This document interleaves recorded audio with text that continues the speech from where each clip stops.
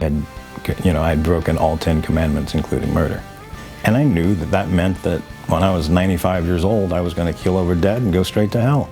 The High Wizard is supposedly handpicked by Satan, and they usually take him from like a lieutenant or higher, unless they see potential in somebody from a lower rank. And you travel the world and you do the spells for like the rich and famous, rock stars, actors, politicians, anybody that has a lot of money.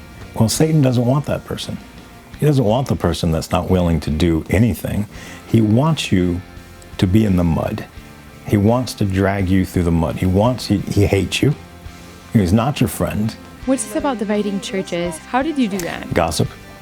3 methods are used to split a Baptist church. One is a sex scandal, usually involving a 15 or 16-year-old girl and the minister of music or youth or the pastor.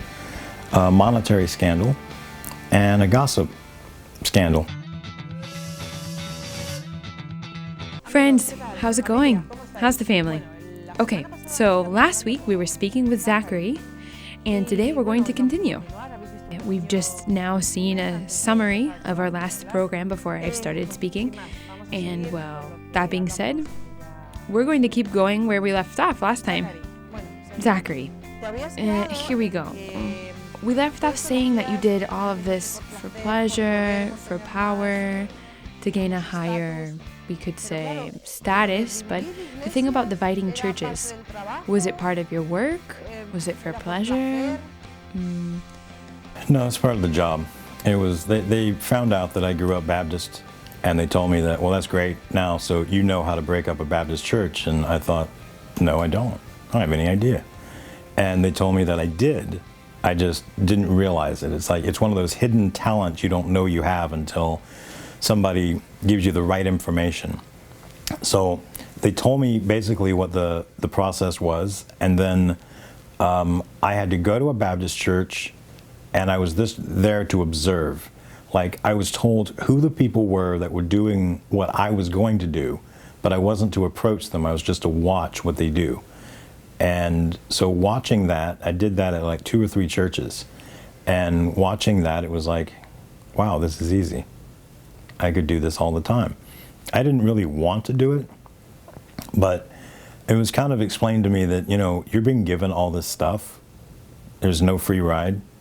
You got a job you have to do, and this is yours. And I was like, all right, whatever. If this is what I got to do, then, if I've got to do this and I still get to drive a Maserati, that's cool. That's a fair trade. I'll do that. And Catholic churches? Within the World Church of Satan, think of it as 3 houses. You have 2 houses that are back to back and one at the end. There's a privacy fence between all 3. So each house thinks they're the only house that exists. As the High Wizard, you know all 3 houses exist, but you primarily only work with one. So I worked with the Baptist house, and all we did was attack Baptist churches. I was aware of all 3 attacks, but my group only did gossip. But there was a Catholic house, and the Catholic house, you know all the scandals, you see them all. I did know a Satanist that had gone through all the steps to become a Catholic priest. He just infiltrated as a Satanist, and I do know that there's more, but I only knew the one guy. All the scandals that you read about in the newspaper, or internet, or wherever, radio or television, those are no secret.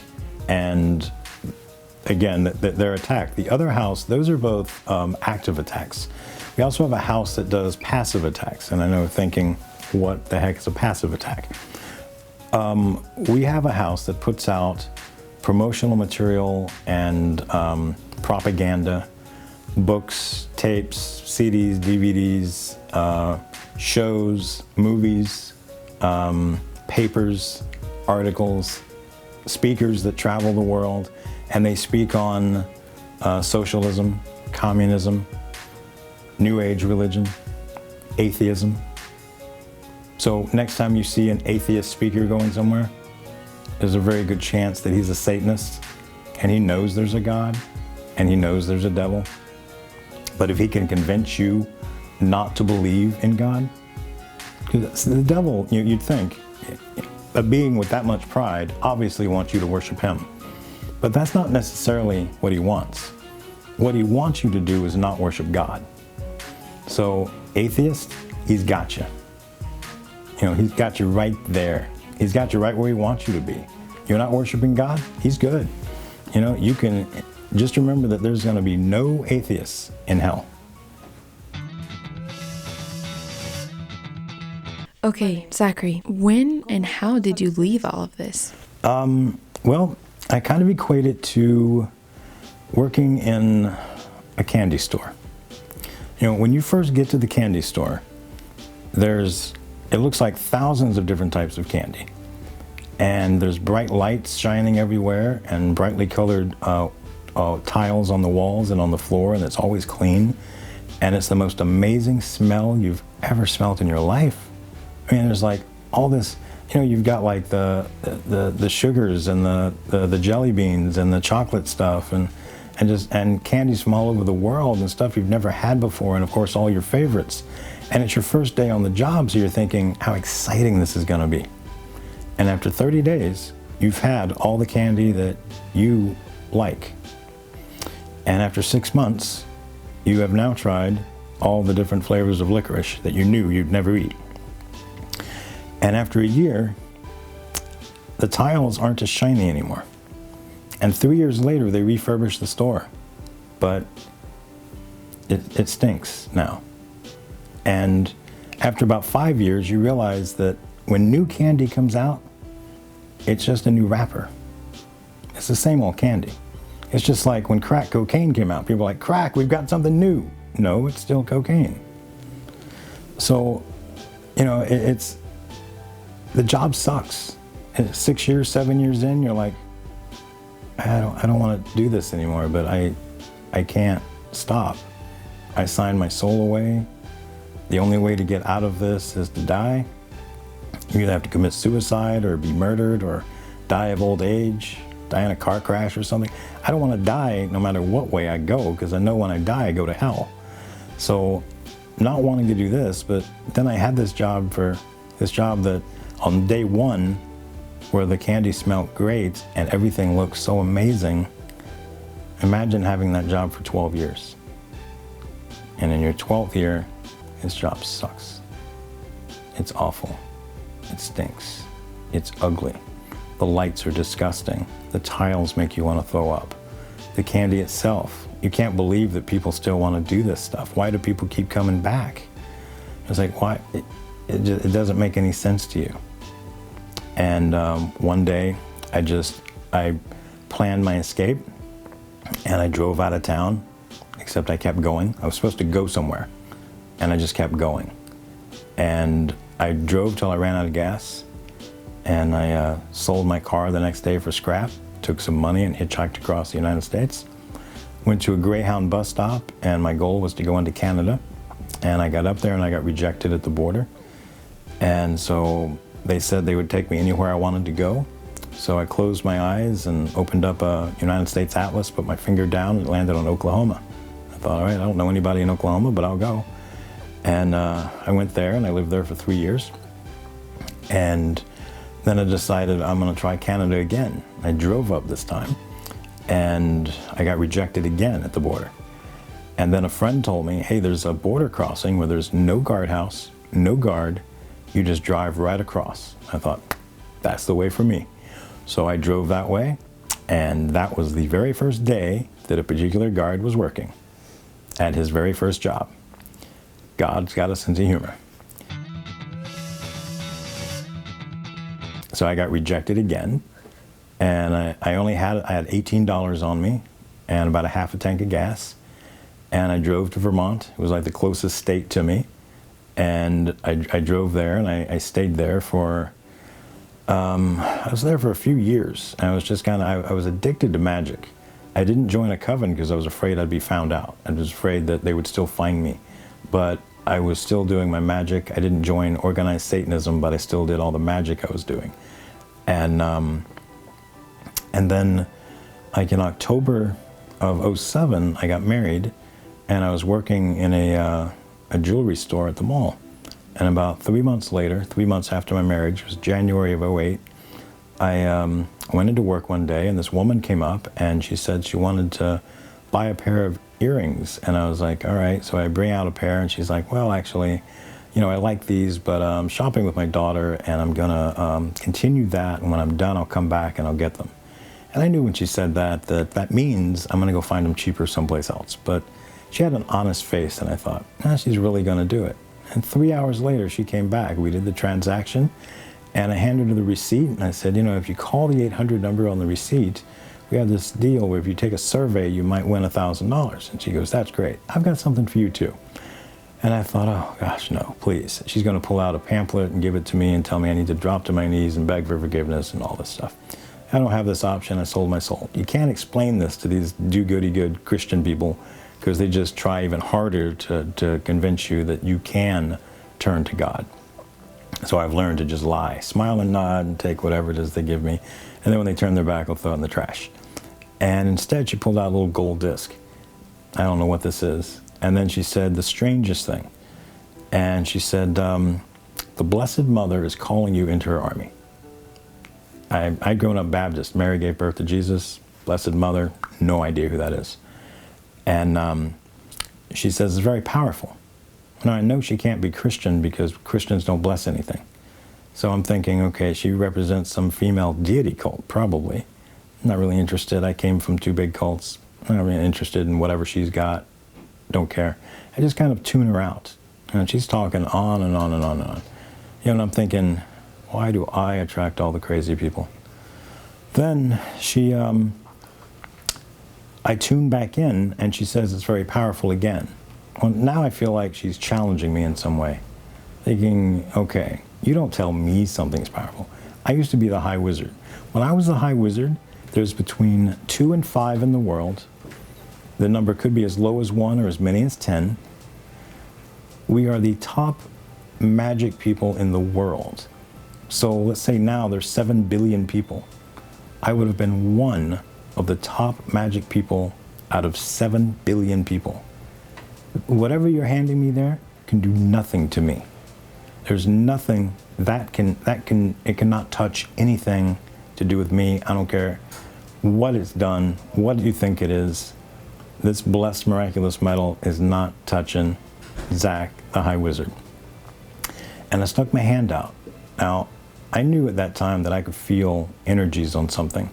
I was going to be able to tell her that this is worthless. This has no power. You know, I could tell you at that time, this feather was used in a death spell.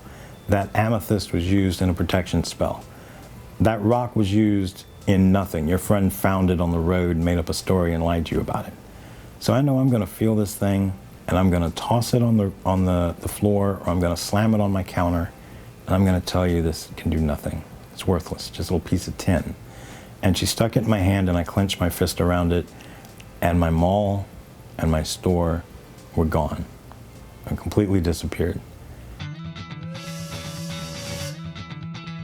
And it was me and this woman is telling me about my life. And she's telling me that I've broken up over 100 churches, and that's of the devil.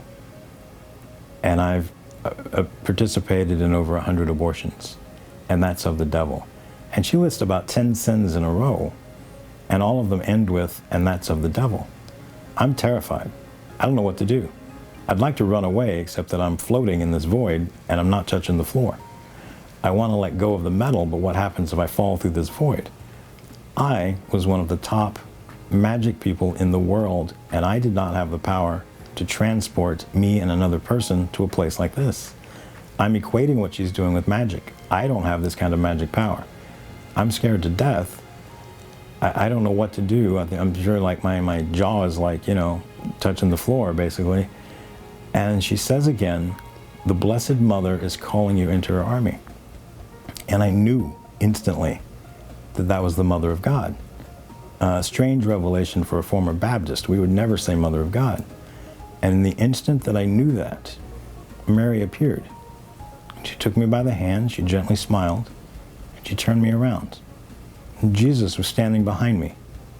I knew in that instant everything that was Catholic was true. I knew that everything that was Zach, all my occult, all my Satanism, all my magic, all of that was wrong, and it needed to stop. And I knew that Jesus was my Lord and Savior, and I had not sold my soul when I was 13. And Mary looked at me and she said, "Your job is to help me end abortion." And I opened my hand. I was back in my mall. This woman was still talking to me.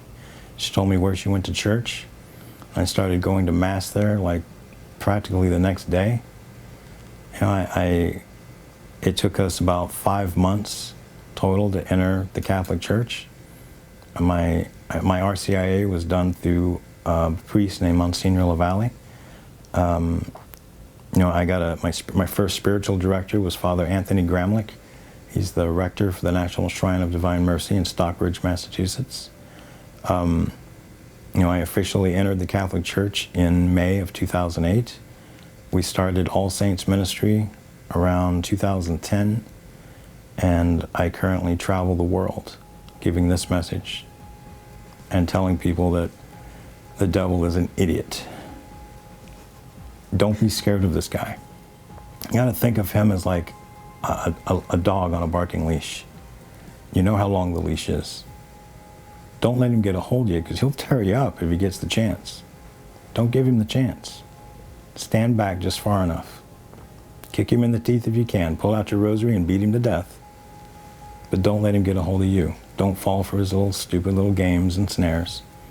You know, if you're Catholic, you know what you shouldn't do, and you know what you should do. The basic rules of this game is to leave the devil behind and run towards God. Your goal, all of our goals, the end goal is heaven. And the best way to do that is just to get close to God, get close to Jesus. You know, get a good solid devotion to Mary. And absolutely do not do anything that's New Age or blatantly satanic.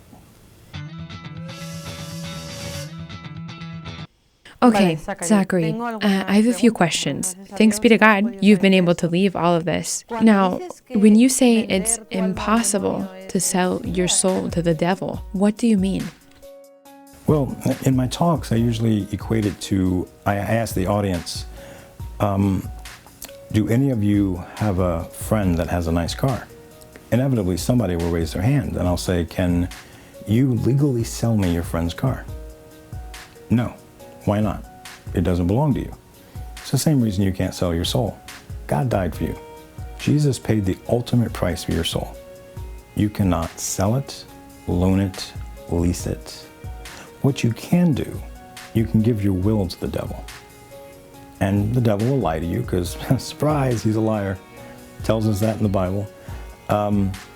He'll tell you he's got your soul, but all it takes for you to get that back is to go to confession. Give your will back to God. Now, the devil will lie to you on your deathbed. You know, as you're slipping out the door, he's going to be dancing around the bed saying that he owns your soul.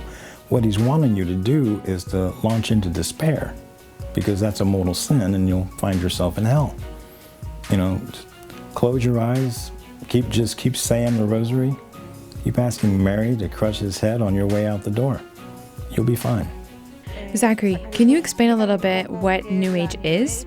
Just so that, everyone who is watching can understand this. Because there are a lot of Catholics involved in New Age, thinking that both things are compatible. So...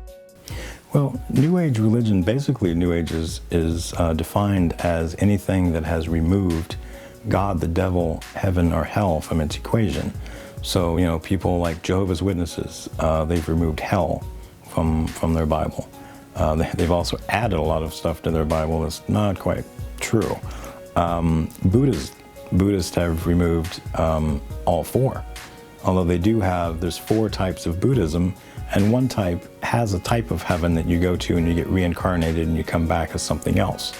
So again, these are clearly things that aren't biblical. Things that, like in yoga, which a lot of people think, well, I'm just doing stretches. Well, then just do stretches. Don't go to a yoga class. If you talk to the yoga masters, they will tell you, and they get very angry, that Westerners think you can separate the religion from the exercise. They will tell you you cannot. They're the same.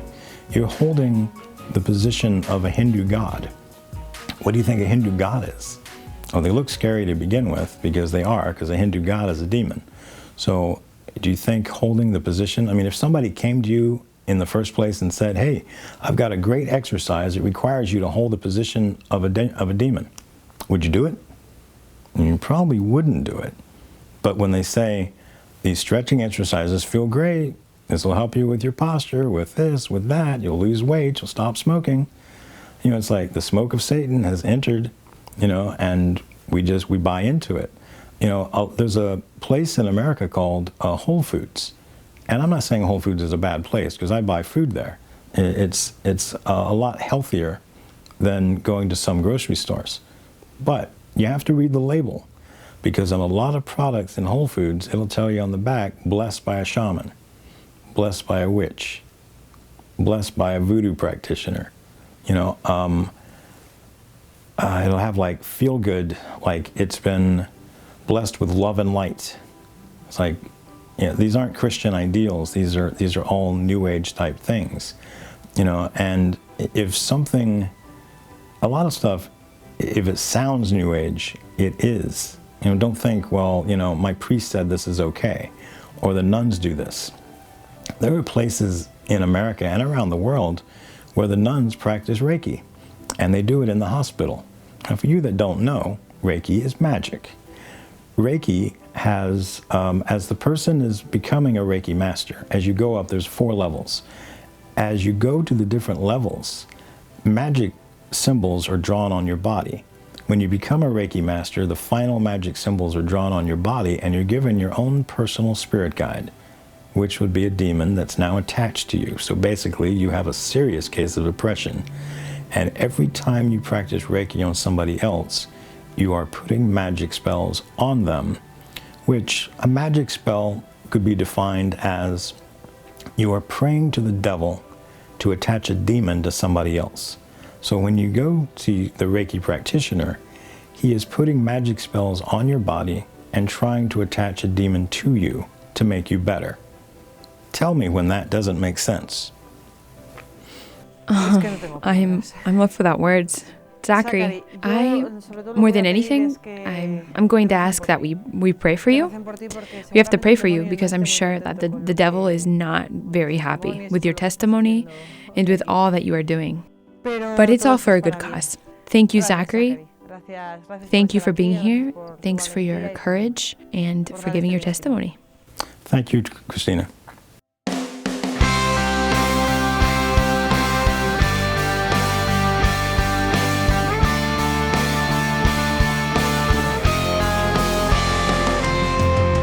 Friends, well, there you have it. I'm left speechless. Therefore, I'm not going to give a reflection today. I think the reflection is within us. If you're Catholic, defend what you love. Defend our Lord and defend Our Lady, the Blessed Virgin. Thank you. Thank you for being here. Thank you.